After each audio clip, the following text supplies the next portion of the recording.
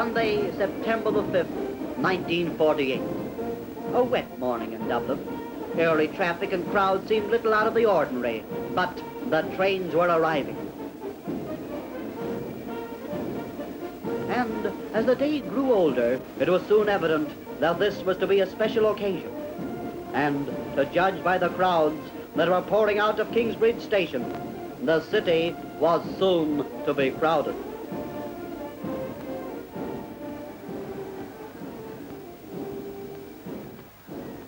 Colour sellers were doing a roaring trade.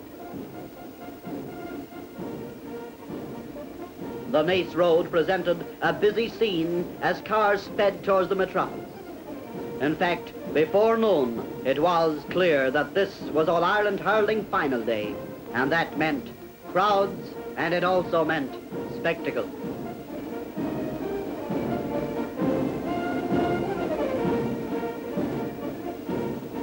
Yes, they came from all over Ireland, but notably from Waterford, for this was their day. And Dublin's ever-enthusiastic sports followers turned out in style, with parades of enthusiasm very frequent.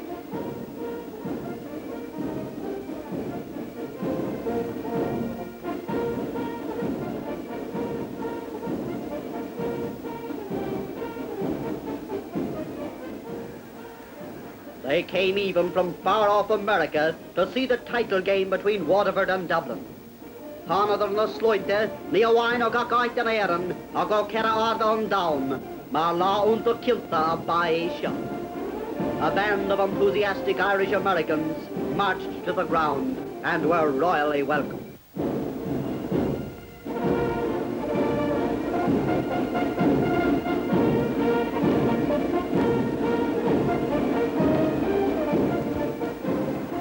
Croke Park was thronged.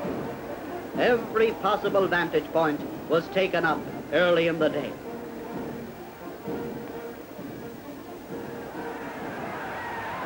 But still, latecomers hustled to the historic arena, anxious to see not only the senior final, but the quest for minor honours by the stars of tomorrow from Waterford and from Kilkenny.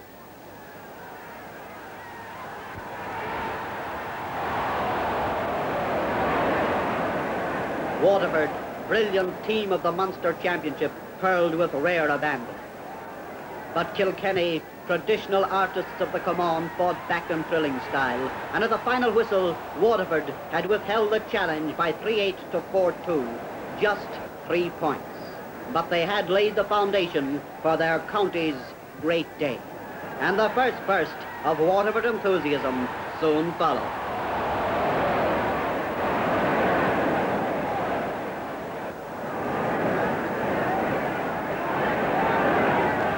Gradually, the scene was being set.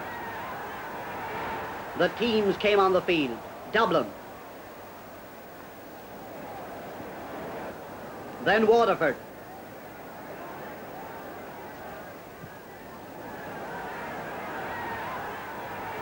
And so began that ever-inspiring march past of the Artane Boys band and the teams.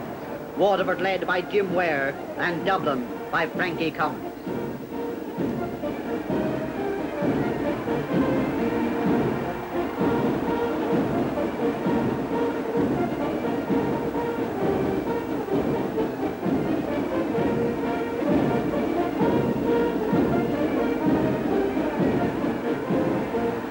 President and Mrs. O'Kelly are greeted by many friends on the Hogan stand.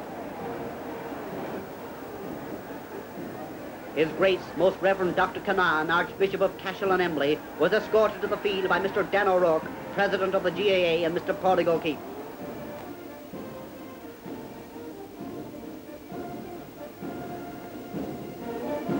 The national anthem.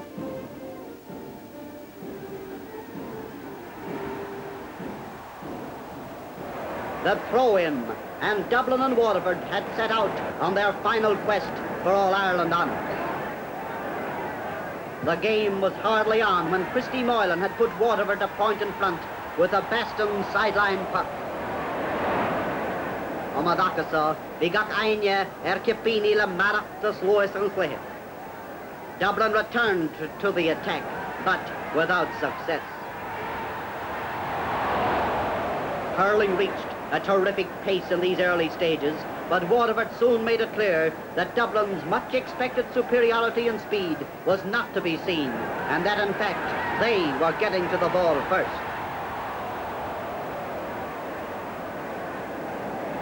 The Dublin defenders were getting things hard, and Matthews, Dunphy and company tried valiantly but vainly to keep John Keane, Ed Carew and Tom Curran at bay.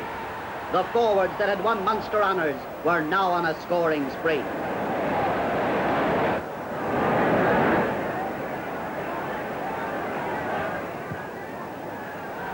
The crowd shouted their enthusiasm, particularly the Waterford crowd.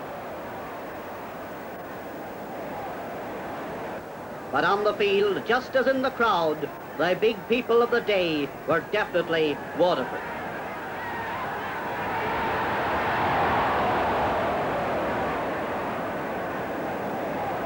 Dublin did attack, but weak shooting and a stout Waterford defence kept their total to 2 points, while Waterford had 2 goals and 5 points, an interval lead that was indeed merited. Yet, despite all this, there was life and there was hope in the Dublin camp.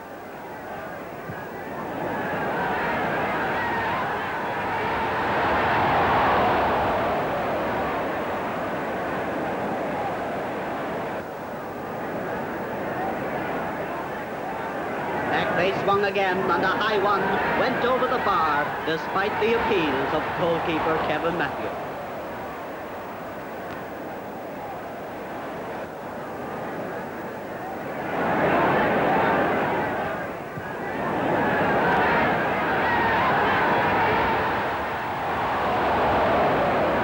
Scoring Port Larriga, ac mar Sinn Féin, the honest brid trudde if we're na clear. Half time, and while the teams made plans for the second half, the band entertained over 61,000 people.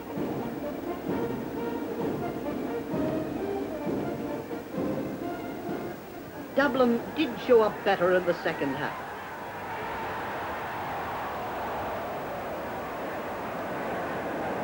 Jim Ware was hard-pressed more than once in the Waterford goal, but back came the Waterford men again.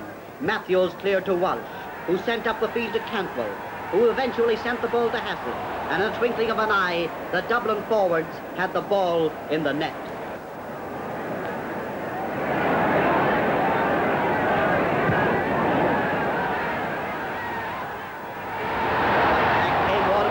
And John Keane laid the foundations for another Waterford goal. Quick Dublin scores raised the tempo. And more than one spectator felt the rising excitement. But with brilliant John Keane as an inspiration, Waterford replied to every Dublin score.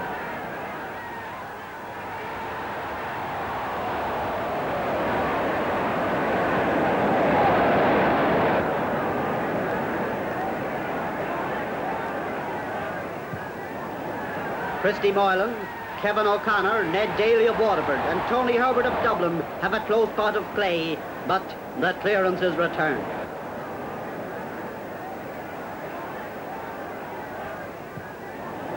And as the visitors marveled at the speed of the game, the Waterford crowd, complete with their cheerleader, hailed yet another goal. Waterford 5-7, Dublin 3-2.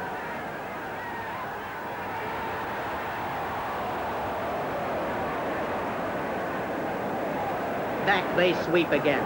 Daly, Curran and John Keane combine in adding another Waterford goal. There were flashes of fine Dublin hurling. Paddy Donnelly's solo run. For it was clear that youth was not easily discouraged.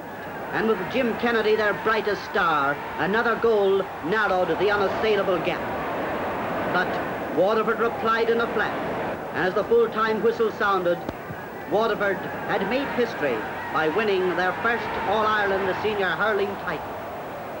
You're here the Canadog Yaranach, the Uncade Crave Amount Sheenshad, Wantalo, Egg Foreign Fort Larrigan. The joyous Waterford followers are jubilant, and no wonder. Finn Baston, John Keane, Christy Moylan, Mick Hickey, names to go down in hurling history.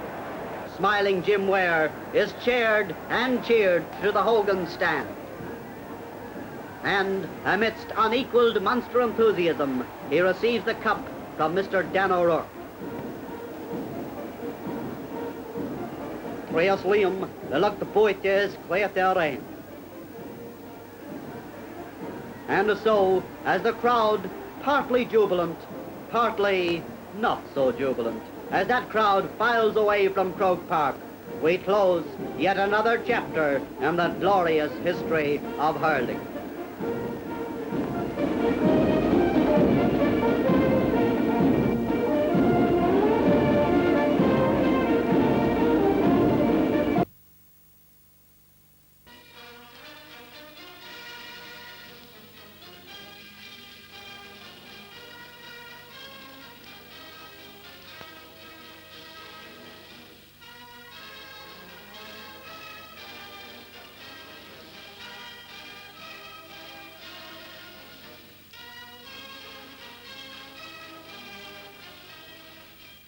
Summer weather favors the close on 71,000 people, representing all walks of life and many nationalities, who thronged Dublin's famed Croke Park on September the 1st for the 1957 All-Ireland hurling final.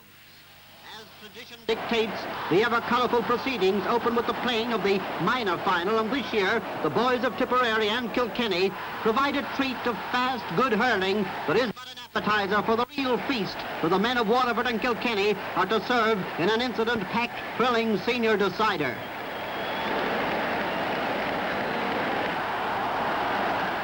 In the minor game, Tipperary, with 10 wins already to their credit, are most fancied to win, due in no small measure to the presence of senior experienced Jimmy Doyle and his younger brother Paddy.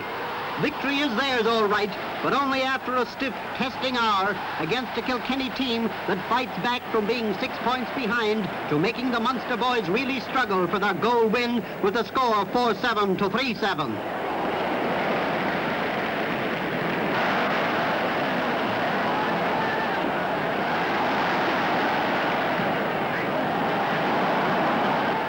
The stars are not Tipperary lads either. See the dash and craft of Kilkenny's Eddie Kerr, one of the chief architects of a revival that brings excitement but not victory.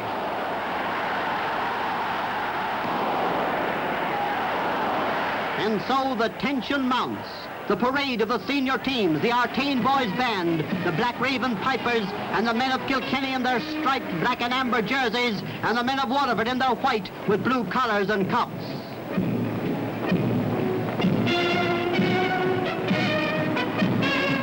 His Lordship, Most Reverend Dr. Kyne, Bishop of Meath, is escorted onto the field by the President of the GAA, and soon the crowd is facing the tricolour for the national anthem.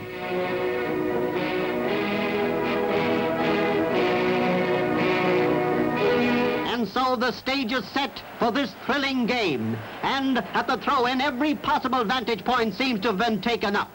And in these first few minutes, Waterford, the team that swept aside Limerick, Cork and Galway on their march to the final, look like sweeping the Kilkenny men aside too.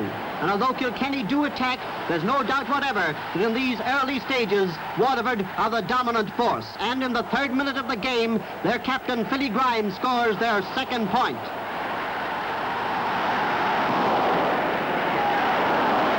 Back come Kilkenny with a point by Mick Kenny.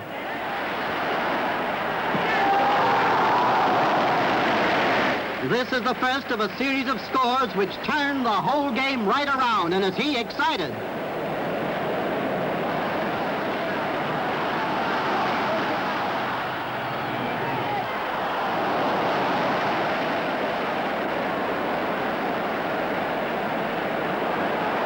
Dennis Heaslip gets the ball on the wing.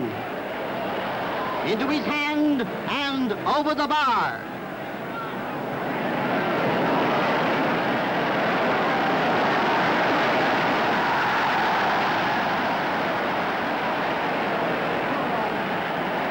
Back come Kilkenny again, but this is a tough, hard Waterford defence. John Sutton to Mick Kenny, and here she comes again. Another point for Kilkenny.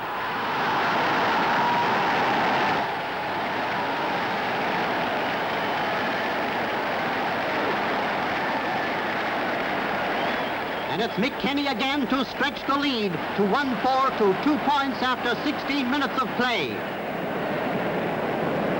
Sean Clousey is whooshed off the ball and Austin Flynn makes a clearance.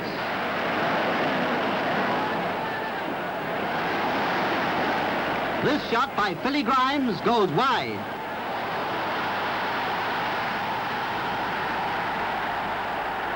And here come a series of dramatic saves by Kilkenny goalkeeper Ollie Walsh.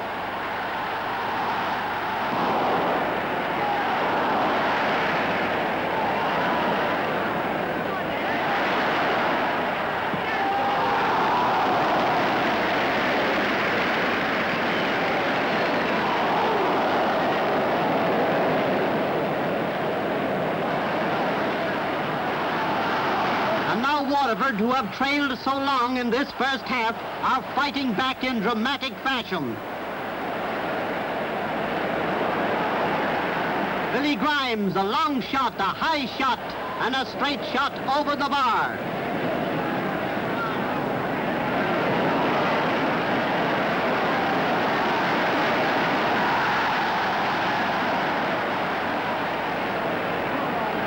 Now it's John Kiley's turn to narrow the gap.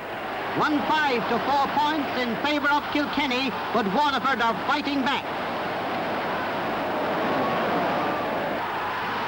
Billy Grimes, another point, and the gap is narrower, and Johnny McGovern is down injured, but this Bennett's Bridge man is made of stern stuff, and soon he's back in the fray again.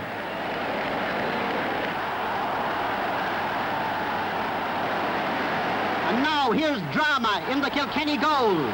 An attack around the goal, the ball is in the net, the score is disallowed, but seconds later Waterford have scored a goal, and seconds after that they've taken the lead, 1-6 to 1-5 at the interval.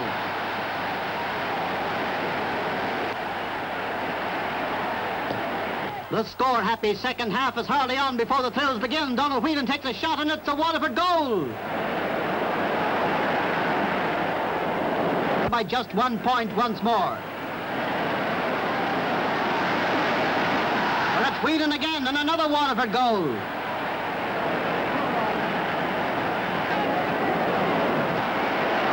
Around this time, Waterford are hurling really wonderful stuff, and Frankie Walsh increases their lead.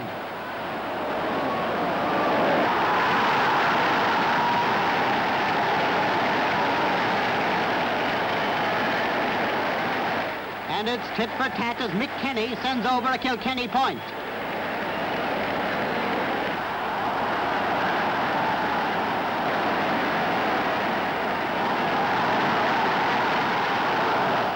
Donald Whelan again, and a Waterford point.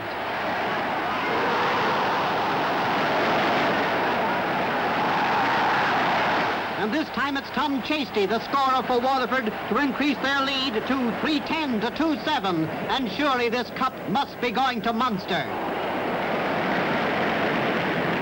Back come Kilkenny. Billy Dwyer gets the ball, works his way past the backs, and soon that ball is in the back of the Waterford net.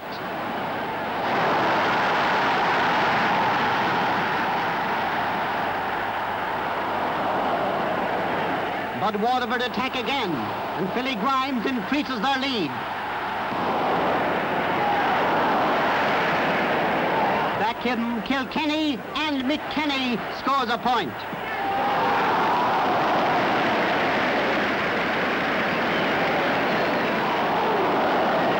And once again, it's Waterford's Philly Grimes with another point.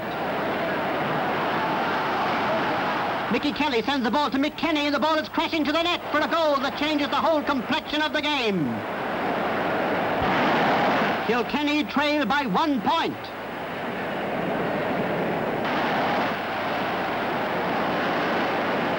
Mickey Kelly to Sean Clousey. Clousey's shot is blocked down. He takes another shot, and it's over the bar for the equalizer.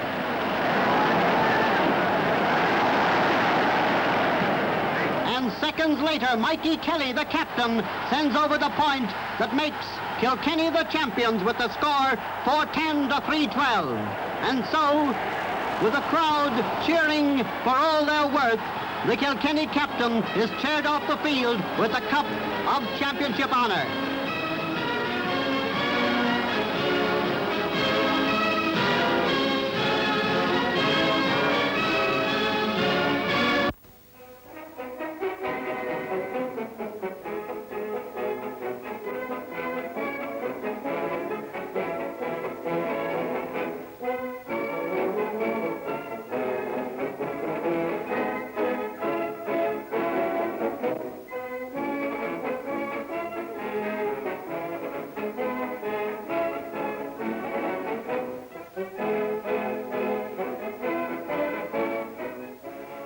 of the thousands who came to Croke Park, headquarters of the Gaelic Athletic Association, on Sunday, 6th September 1959, saw a new skyline as they came along Jones's Road.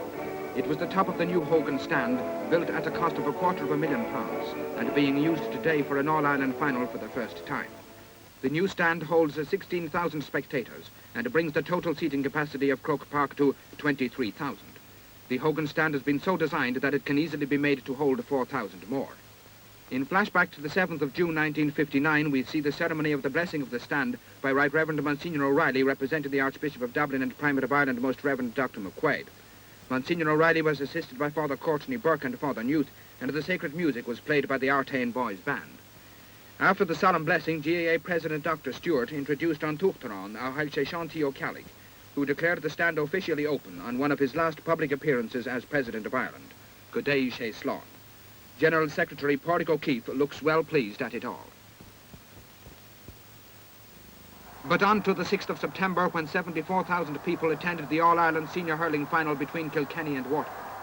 Kilkenny were also represented in the minor final which preceded the main attraction, their opponents being Tipperary, the holders and 11 times champions.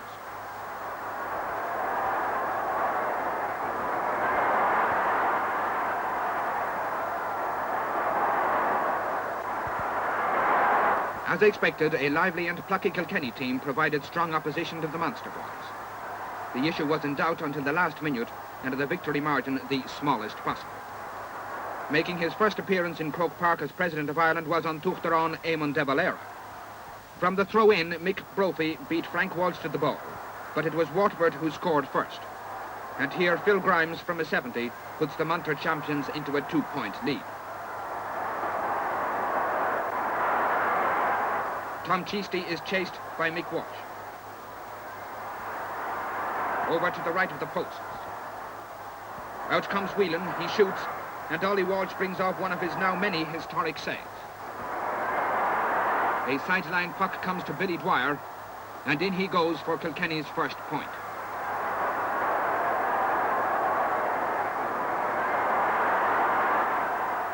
Sean Clohessy to Heaslip. To Dick Carroll. To Tom O'Connor. To Billy Dwyer, and it's a goal.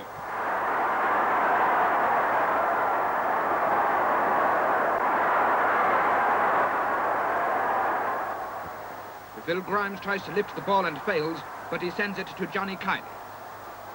Kiley shoots, and there's another of Ollie Walsh's brilliant saves, followed by a lengthy clearance.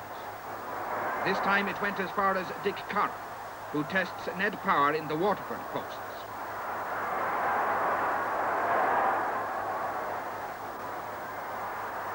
The marking throughout was very close, and every ball was vigorously contested. But although both sides had about an equal share of the play, the Waterford forwards made better use of their opportunities and built up what seemed a comfortable lead of 5 points by the interval. Did we say a comfortable lead? Well, subsequent events were to show that no lead could be regarded as comfortable in this breathtaking hurling effort.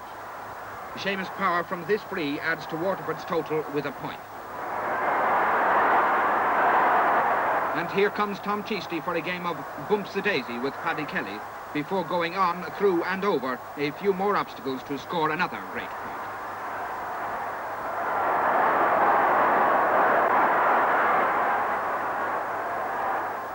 But if Waterford were getting points, Kilkenny were getting goals, so the Waterford forwards had 3 times as much shooting to do. Now watch Frank Walsh waiting on the 21-yard line. Yes, it's another Waterford point. This Seamus Power free leaves Waterford 3 points in front. After another Kilkenny goal, Tom Cheasty strides through to produce still another point for the Munstermen. But the expressions on these faces show that Kilkenny are now in front with only 2 minutes to go. Here it comes. Larry Guinan to Seamus Power. He shoots. It's a goal. The equaliser. The day is saved for Waterford.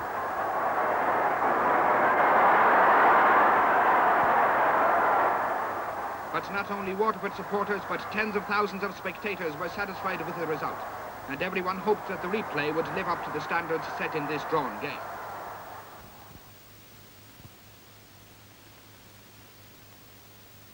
An additional 3,000 people turned up a month later to see the replay. only the fourth replay in a total of 72 senior hurling finals.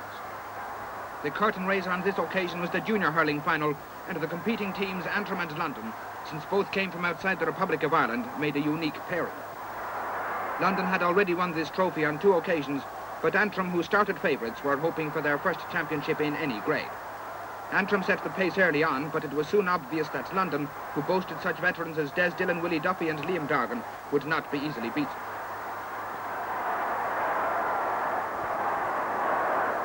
Antrim held a lead of 1 point at the interval after having the breeze in their favour, but in the second half, London's blend of experience and youth began to get the upper hand.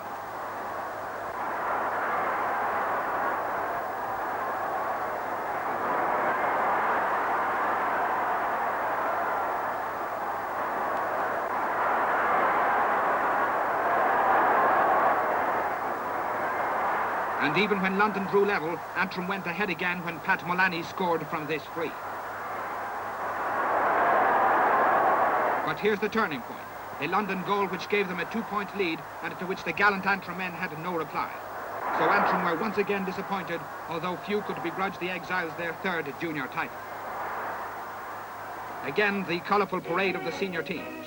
Again, Frank Walsh leads the Waterford side. Again, Sean Clohessy leads the men from Kilkenny. Again, the national anthem.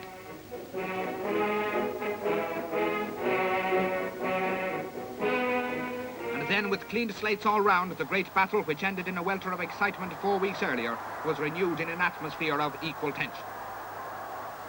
From the breakaway, Mick Flannelly had a wide for Waterford. Phil Grimes tries to get his forwards moving again. Then Seamus Power. His shot is blocked, but help arrives from Lacey. On to Kiley and Frank Walsh, but Paddy Buggy clears for Kilkenny.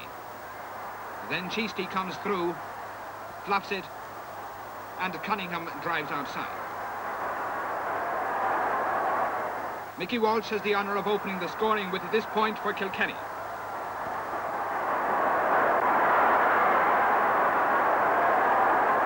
Then Mickey Walsh sends a sideline puck into the goal mouth. Heaslip rushes in, he shoots, it's a goal. Kilkenny are 4 points in front.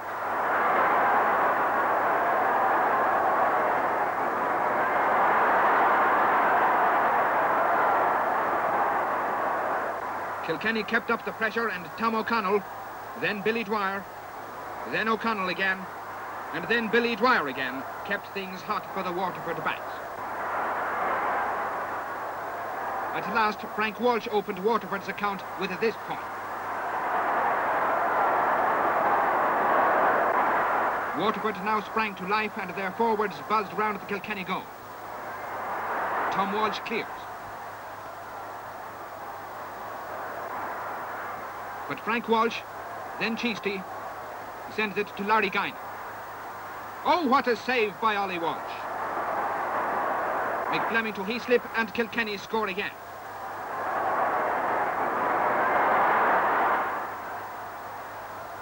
Kilkenny are now in rampant mood and Sean Clohessy scores a delightful point from play.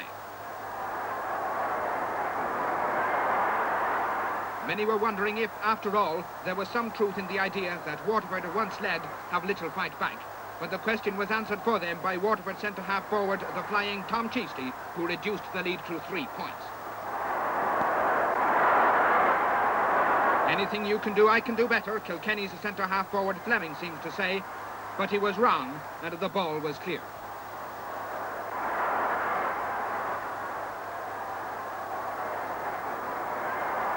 He tried again, and the ball hit the post.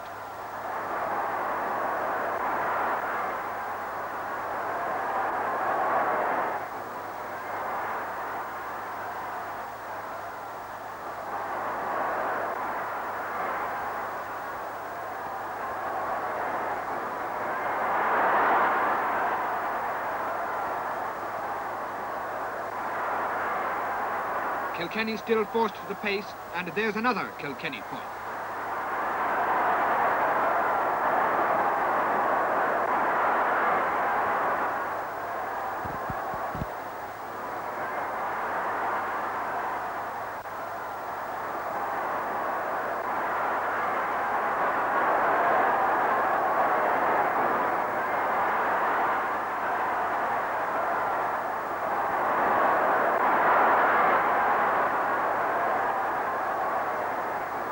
And full forward Billy Dwyer on the far wing sends over yet another.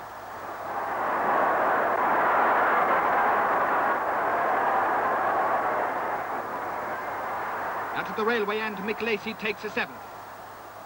It drops into the square. Cunningham is there. He shoots. It's a goal. The teams are left.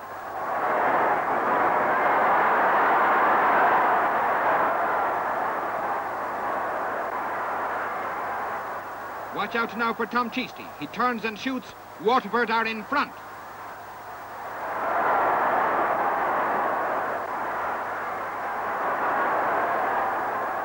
But not for long, as Billy Dwyer equalises for Kilkenny a half-minute later. Can nobody stop Tom Cheesty? This shot of his is saved, but rushing in, he connects again to crash Waterford into the lead. 2 minutes later, the dynamic Tom sent over the bar again, but the referee had already whistled for a free, from which Frank Walsh, although failing to lift the ball, duly scored a point. And so half-time came with only 3 points between these hurling giants. It was still anyone's game, and Waterford supporters were keenly aware that Kilkenny would have the benefit of the wind in the second half. Yet it was Waterford who were quicker into their stride, although this movement by Tom Cunningham was clear.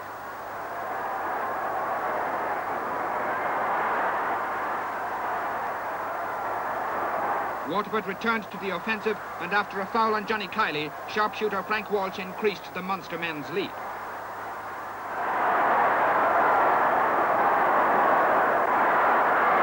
But almost before Kilkenny folk could say Larry Guinan put the DC's county 5 points in front. Things are looking gloomy, Billy Dwyer must have said as he shoots for a goal. His shot is blocked down, and after this out again, in again session, minor hurler Eddie Kerr sends over to reduce the leeway.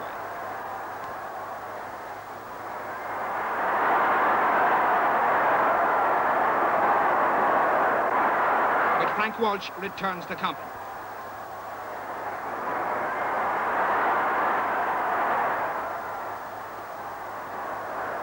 Kilkenny launch an assault on the right wing. Billy Dwyer tries a shot. It comes out to Fleming, who beats Barron on the back line. Out to Dwyer again. Across to Eddie Kerr, and the young miner again proves his worth with a point.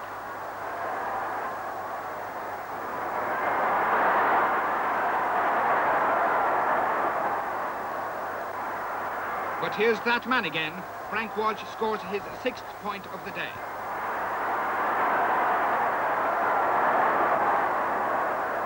Kilkenny were still playing the skillful hurling for which they are renowned, but this attack by Clohessy, Fleming and Dwyer brought them no score.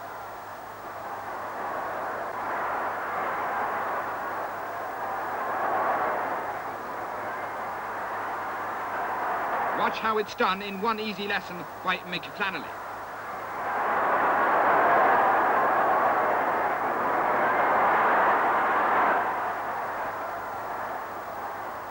Here's the final score of the game. Frank Walsh beats Paddy Buggy to score a superb point from the touchline.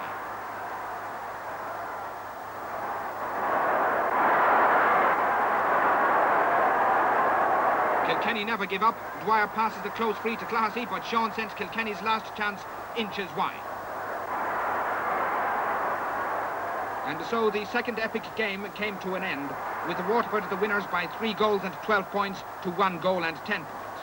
The Waterford supporters, who had waited impatiently since their last All-Ireland victory 11 years before, cheered their team off the field and gave their captain, Frank Walsh, a tumultuous and well-merited ovation when he received the cup which he had done so much to win.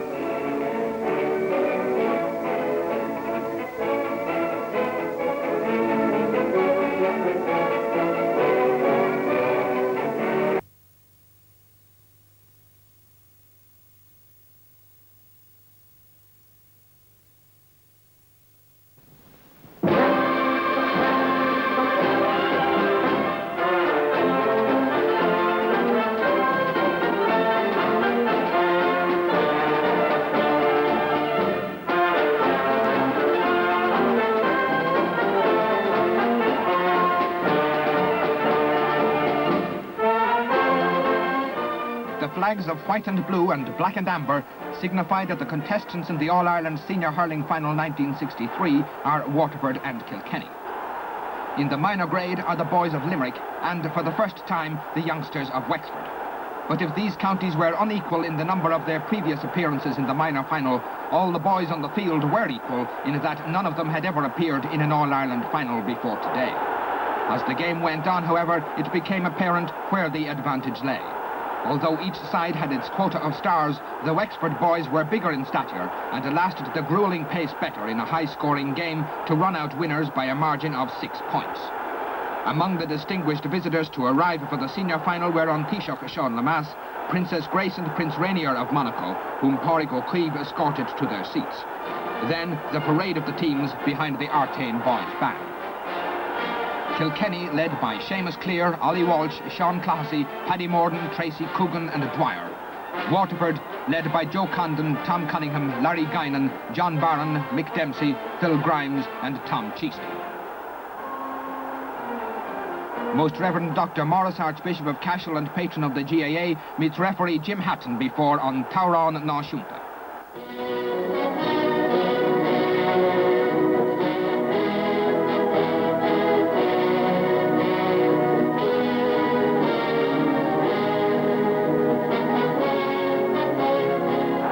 And the 75th All-Ireland Senior Hurling Final gets underway. Kilkenny launched the first attack, which went wide and certainly didn't impress this youngster. In Waterford's first attack, goalkeeper Ollie Walsh showed that he was in fine form in saving from Phil Grimes, before Eddie Kerr at the other end showed the sign of things to come by opening the scoring with a point. The Waterford reply came quickly through this point by Phil Grimes. Tom Murphy passes to Eddie Kerr for Kilkenny's point number 2.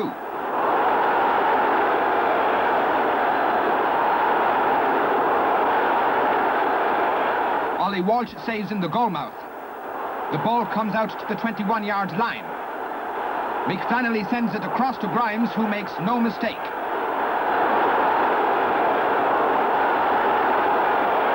Waterford are now on top, but watch this unlucky piece of timing by Ned Parr, which makes scorer Tom Murphy jump with joy.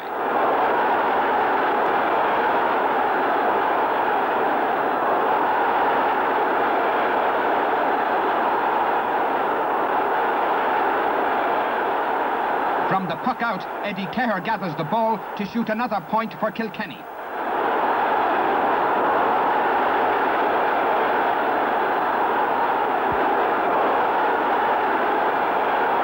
In another Northsiders attack, the Leinstermen were awarded a 21-yard free, which to Eddie Kerr is just an easy way to score a point.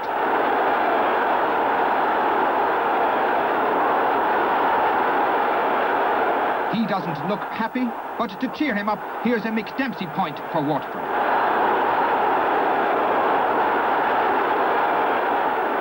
Dennis Heaslip is taken down, and the unerringly accurate Eddie Kerr shoots Kilkenny into a 4-point lead.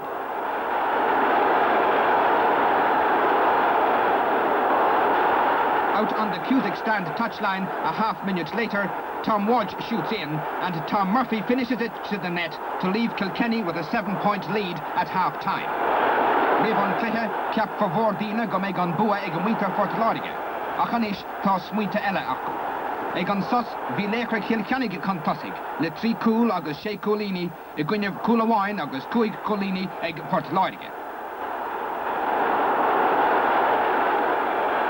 And the second half started in the same way as the first, with the midfield break going in favour of Kilkenny. Martin Óg Morrissey, then Paddy Moran send Kilkenny into the attack and make substitute goalkeeper Percy Flynn prove his worth. Out to Seamus Clear. His high lob is also saved. But watch the pick-up in the goalmouth. There it is, but not everyone is convinced, it seems.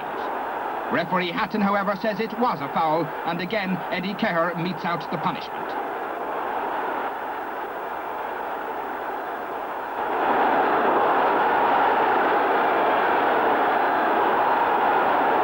Kilkenny are in rampant mood, They storm back into attack, and this goal by Tom Walsh gives them a lead of 11 points.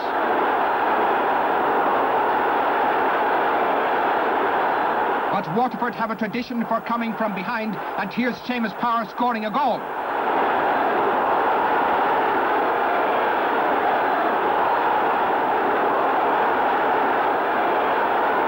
Waterford keep up the pressure.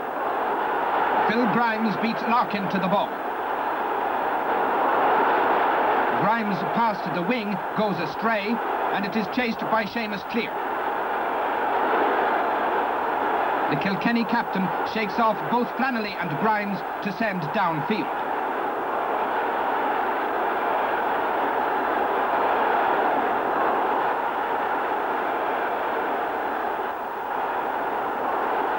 Waterford again.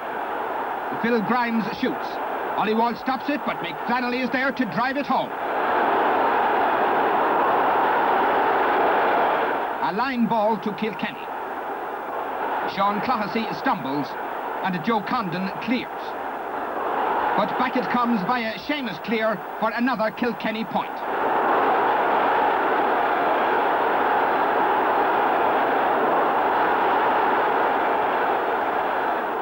Waterford matched Kilkenny in almost every phase of the game, but there was one player for whom they had no answer, and that was Eddie Kerr, who here shoots another immaculate point.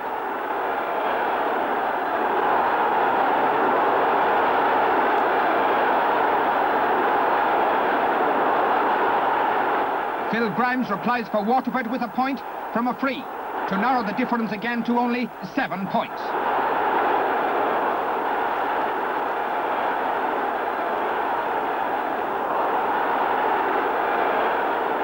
Martin O'Morrissey sends goalwards. John Barron tries a shot, and Ollie Walsh just scrambles it away at the expense of a 70.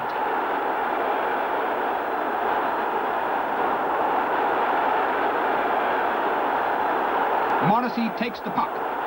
Ollie Walsh saves, but here's Frankie Walsh to put the ball over the bar with his hand. And in slow motion, the mightiest hitter of a hurley ball in the country, Kilkenny's star goalkeeper, Ollie Walsh.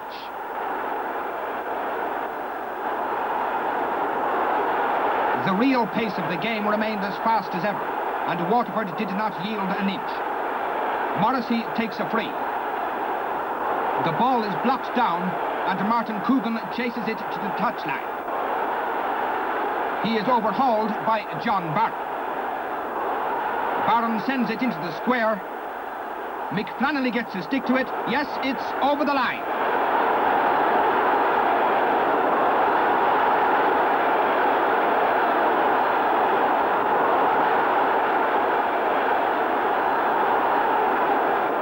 With Kilkenny's earlier big lead of 11 points now standing at only 5, the pressure was on in deadly earnest. A foul in the goalmouth, a 21-yard free. Phil Grimes takes it. It's a goal.